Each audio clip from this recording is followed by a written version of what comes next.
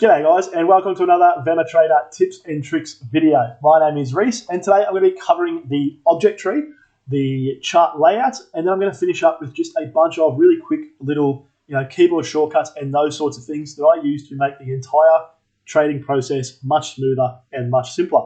So let's get started.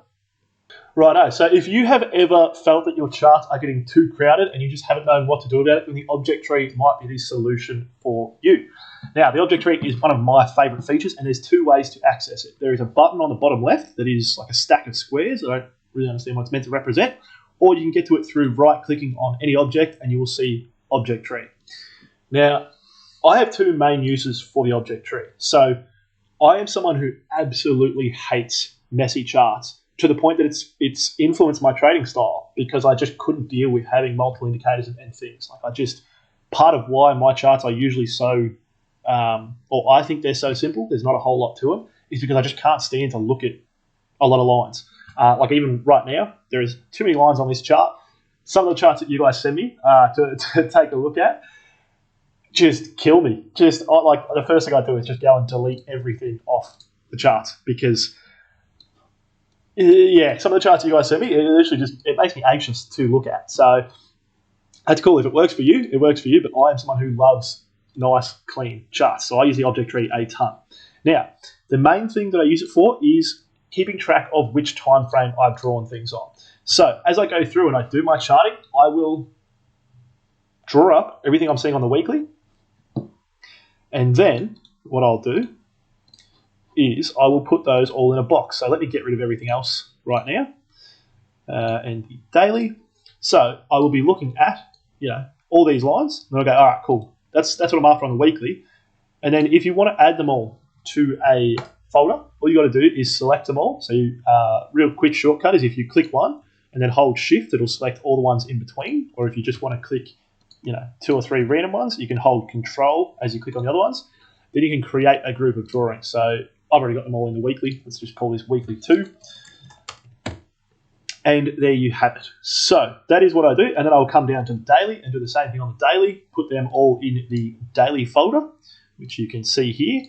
And then I will do the same on the 4 hour. And so that way, if my chart's getting too crowded, I can go, okay, let's get rid of the daily. Or even you can get really specific, right? As much as I love fibs, and I do really love fibs, they're probably my favorite trading tool, they crowd the charts too much. I don't like looking at them. So what I'll often do is draw them on, go, okay, cool, the 50 fib lines up with that daily EQ, lines up with that 4 hour supply zone, whatever the case may be. And then I will just hide the fibs specifically. And I can do that by coming in there, finding the fib retracement, and then just clicking on the little eye icon, and that will now be gone. So it saves me having to redraw it, because I'll often want to see that again, depending on what the market's doing. But it just means that it's still there. I can easily get to it. In fact, I can just hide it from here. I don't even have to go to the object tree. But then if I want to bring it back, I can go to the object tree, 4 hour, go and find that fib retracement. You'll see it's slightly grayed out, right? Because it's hidden. Bring it back, it'll become white again. So it just helps me really keep my charts clean. Allows me to still have everything that I may want to see on the chart, right? So I don't have to redraw it every time, but I can hide it when it's not super relevant. A really good example of that would be all these weekly demand zones that I've drawn. I'm on the 4 hour. It's going to take forever to get back there. But right now there is a ton of weekly demand zones that I think are important. But looking at them like this, that's too much for me. It's crowded. It's a lot of lines in not much space. I don't like it. So what I could do instead is come to the object tree. Let's just hide all of the weekly stuff right now, because it's going to be the easiest way of doing this. And then I could just draw one big demand zone from there to there, because that is essentially, that kind of covers all 4 of those. And that way, rather than having all those lines that do sort of, mess with my head, I just go, okay, I know that there is specific regions in there that I'm interested in, and I can get back to them by coming to the object tree and re-adding my weeklies. But when I am, price is nowhere near there. So for now, price is nowhere near there. So for now, I'm quite happy to just call that big region and just look at this parallel channel. So that is probably the main way that I use the object tree. In fact, let's just drag that into weekly 2. But one of the other things that I find really useful for the object, that I find the object tree really useful for is, if we come back to the 4 hour, let's say that I am setting up trades, and I often set up multiple trades at once. I probably won't use this as much going forward because we do have, all your order lines as you set up a trade are shown as you set it up. But sometimes I do like to sort of just set my trades up on the chart before I go to the left panel and actually create the trade. When that's the case, things get really created really fast, especially because I use multiple take profits. It ends up being a lot of lines on the chart. And right now, if I have both that long and that short, and especially if I still have always show stats on, that just starts to be very, very crowded, and you can't really tell what's going on with each trade. Now, you can sort of split them by separating them, something like that, and that's not too bad, but it's a lot of information. What I like to do, go to the object tree and bunch it all into my long and my short, or whatever the case may be. You might have 3 longs, but one's a bounce, one's a cross, whatever you want to call them. And that way you can just look at the individual trades as you want to see them. So if I want to go, okay, what was the long setup? As I'm, creating it on the left panel, I don't have any of the information of that short trade there. I can just look at the long. And like before, I can hide individual things, right? If I don't really care about the risk reward tool, I can hide it. I can just straight up delete it as well. So yeah, that's probably that's definitely the 2 main things I use the object tree for. I'm sure that there are other uses. So if you guys use it for anything else, let me know, because I always love hearing about how people use different tools. But that's it for the object tree. I'm now going to talk about the chart layouts function. All right, so the chart layout feature is one that I absolutely love. I feel like I'm the only one who does because I don't hear about many other people using it. But it's something that I find super, super useful for a few different reasons. So to find it, you want to come to the top right of the chart. You'll see like a little cloud with a tick in it. So what the tick is, it means it has saved your last drawing. So when you draw something, you'll see the tick goes away for a little bit, and then it will automatically save. And if you want to speed that up, you can click the cloud to make it save. What that is actually doing is that is saving your drawings to your current chart layout. So you can see my layout is called long terms, but if I load another one, I've got other chart layouts. Now, what a chart layout actually is it essentially saves all the drawings you do on every coin pair that you draw on to the layout. It's kind of a hard one to explain in words. It's easier to see once I start playing around with it. But basically what happens is everything I draw right now on XBT USD gets saved to this long-term chart layout. If I switch to ADA USD but stay on long terms, everything I draw on ADA USD gets saved to that long-term chart layout. So it allows me to essentially section all my chart drawings. So probably my favorite use of this is what I'm looking at right now. I like to have big long-term ideas of what I'm thinking a coin will do. So let's say Bitcoin. I like to be thinking, okay, what's Bitcoin going to do over the next 6 months? Because that helps me make decisions both in my investing and in my trading. And it's also just good feedback to come back 6 months later and go, okay, how did I do? I thought this was going to happen. Did it happen? Did it not? Now, unfortunately, I lost the vast majority of my chart layouts because I did most of my charting on FTX. FTX no longer exists, so I can't go back and see them. But I've recreated a rough idea of what I think I had drawn back in March. So in March, I was thinking we're heading to 12K. Obviously, I didn't think that was going to happen that week, but that was kind of where I was thinking there was a good chance of Bitcoin heading. So I would have been seeing something like this. I did think we would have bounced off that sort of 30K level one more time. We did not. And I thought we'd get a retest when we broke it, which we sort of did. But I did think this fall would be a lot swifter than it has been. So all these things are good for me to go, okay, that's what I thought was going to happen, and that's not actually what's happened. But I really thought when we lost 30, we were going to plummet to 20, which kind of did happen. And I thought when we lost 20, we were going to plummet to 12. And that hasn't really happened. I mean, it still could. We only really lost 20, what was that, sort of 2-3 weeks ago. So it still could happen. But, it's good for me to go, okay, things didn't play out exactly as I thought. And, I might come back here in 6 months and we never got to 12. It's good for me to be able to see those things. What did I think was going to happen? What did actually happen? So I really like having a long-term chart layout because it gets me thinking about what's going to happen in long term, but it also protects my long-term chart layout when I am doing my weekly trading. And how it does that is when I come to another chart layout. So let's say that I go down to 15-minute fibs, right? Anything I now do on my 15-minute fibs chart layout will not affect that weekly stuff. So I can use the delete all drawings function, right? If I was to use the object tree, let's say, instead of chart layouts, and I had my big, let's just call, what am I trying to do? Go to the object tree, let's call this long terms, right? Let's pretend this was all my long-term drawings. The second that I click this button, I lose all my drawings. But because they are currently saved to a different chart layout, I can come back to long terms, and then I will see all those things will load. They are still there, they are protected. So that is one of the things I absolutely love using the chart layouts for. One of the other things is that it allows me to basically do the same thing, but every week with my TA. So you can see if I come to the chart layouts, there's a bunch of dates. These are essentially all the Mondays, because each Monday I would come back, I would make a copy of my last chart layout, and I would save that to that date, or to the date from the week before, so I can come back and say, okay, in this week, what did I think was going to happen? What actually did happen? It is really, really useful for being able to review your TA in a way that doesn't require you to actually be taking trades. So those are kind of the two main things that I use the chart layouts for. Now, you might use it for different strategies, having their own chart layouts, because on one strategy you might use a bunch of indicators, on another you might use no indicators, and so rather than having to add and delete those indicators every time, you could just have, like I've got my 15-minute fibs chart layout, which basically never has anything on it, because the only thing I use is the fib tool if we're on the 15 minutes. So, but let's just say that I had another strategy, or I do have another strategy with my sort of 4-hour supply and demand trading.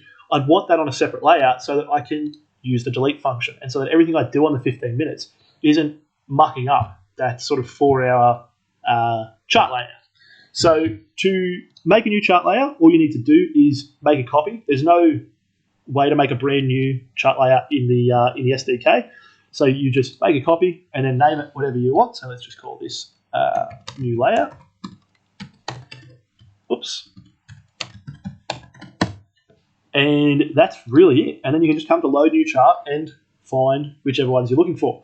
Now, I like to make a blank chart template, because that way, rather than having to make a copy and then delete all of the drawings that I've done, I can just make a copy of this blank chart template and use that. So let's say, we're going to call this one 4-hour supply and demand. That way I know that I'm getting a completely blank chart when I make a copy of that blank layout.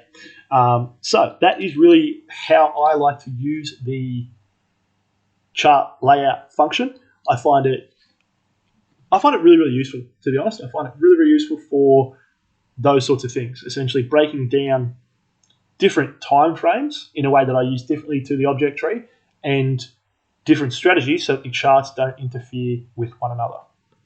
And finally, the last segment of this video is just going to be me running through a bunch of quick tips and tricks that I use to make the entire charting process smoother. So the very first of those is favorite trading pairs. Now you'll see that if I come to the trading pair section, I can just click these little stars to favorite trading pairs. So if I wanted to add ADA USDT, I can click that, and then you'll see it is now moved into my favorite trading pairs. I can also click that to remove it, but that way, the 5 or 6 charts that I want to look at frequently all just sit at the top of my trading pairs drop down, and so they're really, really easy to find. Now, another great tip is if there's a specific coin you want to find, let's say, I can't think of a coin, ape. I can start typing, and it filters to only show coins that match what I have typed. So that way I can really quickly get to, let's say, ape USDT, and I can add that to my favorites, or if I don't want a favorite, I can just get to that chart very, very quickly. Another one, in fact, let's go back to Bitcoin, because that is a very ugly chart. Another one that I really like to use in a similar vein is the TradingView Tools favorite. So you can see that I've got a toolbar at the top here, and that is all of the tools that I really use frequently. That way, rather than having to come to the TradingView Tools on the left panel and dig around to find the horizontal ray, I can just go, oh yeah, there's my ray, and get that in really, really quickly. Similar to the favorite chart pairs, all you need to do is come to the list, find the ones that you want to favorite, and then click the little star. Now, they do, I've just ruined my entire system and what I was going to talk about, because they do favorite in the order that you click them. So they show up in this bar in the order that you click them. Oh, that's going to do my head in. So what I like to do is put the long tool first and the short tool last, which I've just broken by unfavoriting and favoriting that trend line. But that way they're separated because they're really the only ones that look alike. Everything else I can pretty easily see. By doing it that way, it's really easy to just go, okay, I want the long tool. It's on the left. I have ruined my day with that little trend line thing. That's all right. I'll fix it up after I get off this video. So, pair favorites, chart favorites, shift click. Shift click is one of the tools that I use very, very frequently. So if I want to measure the percentage move of something, let's say this downward move here, I do have the measuring tool favorited, and so then I can just click and do it. But I don't even have to go to my favorites toolbar. What I can do is just hold shift and click, and then I get that box that measures. Now the only thing is this box will not stay. So if I click somewhere else, it does disappear, whereas this one does. So they're not identical. But if you were just, want to quickly measure, how far was this move, shift click is a really, really useful way of doing it.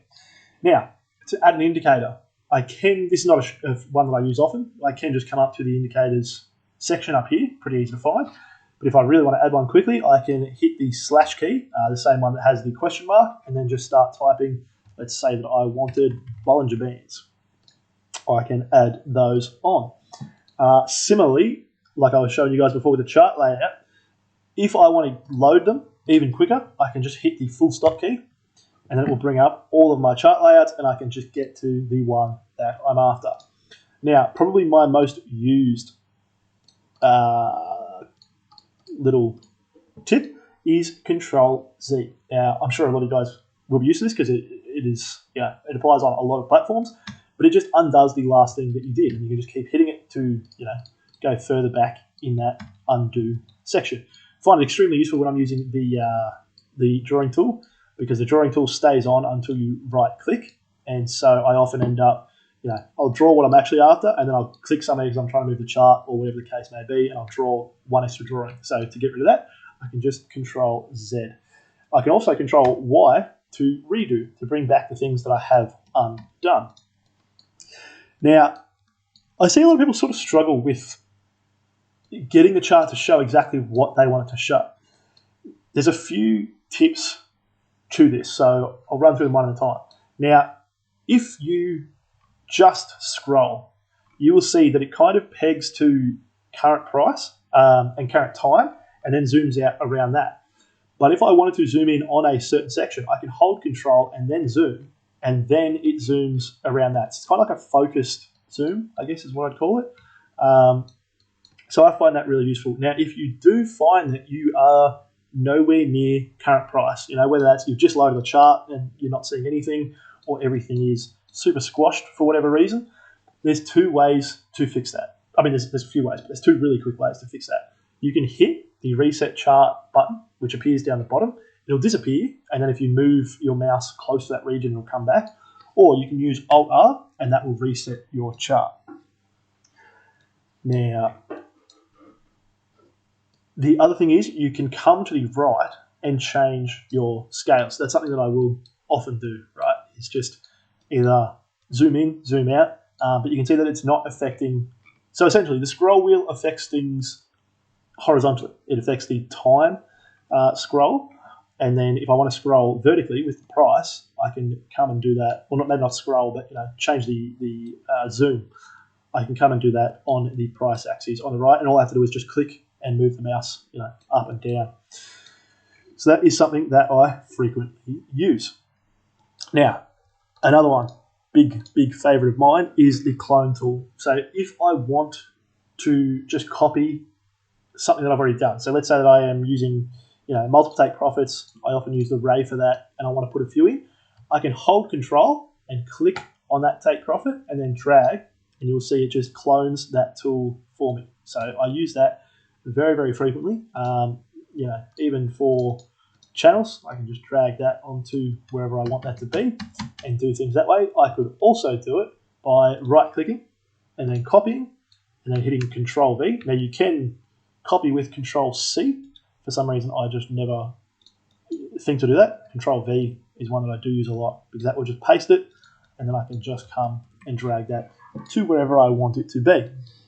And the very last tool, these are all my favorites, but this is another one that I do use very frequently, is holding Shift while drawing a tool to lock it to sort of the horizontal and vertical planes. So what I mean by that is if I draw this trend line, you can see that it just maps to my mouse perfectly.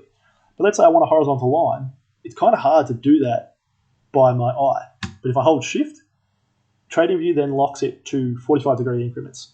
So if I keep moving, you can see that that moves to 45. If I keep moving, it goes to 90, and so on. You can do the full circle. So if I want a horizontal line, the quickest and easiest way to do it is draw my first point, hold Shift, and then draw it to be as long as I want it to be. Now, a cool one that I did not actually know until I was about to record this video is you can actually use that same trick to lock when you're trying to move a tool, to lock that tool to either horizontal or vertical move. So if I hold Shift and then click, hang on, maybe I have to select it first.